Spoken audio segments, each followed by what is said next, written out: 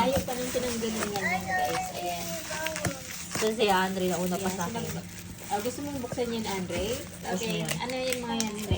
Shampoo lang ma, tsaka skincare. Sabon. Bakit ka naman naisipan na Japanese product yung bilhin? May mga refill kasi siya may. Meron siyang refill. Tignan mo. Okay. Ano Ito yan? yung bote. Ano to eh? Wala mo mo. Ano yan? Basahin mo. Magkano yung ganyan? Sa Japan? At $12 lang bili ko dito eh.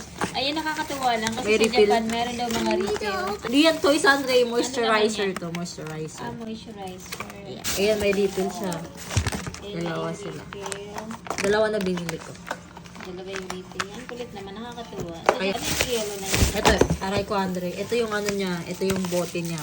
Toner. Toner or lotion, sabi nila. Ito yung bote niya. Ito yung refill niya.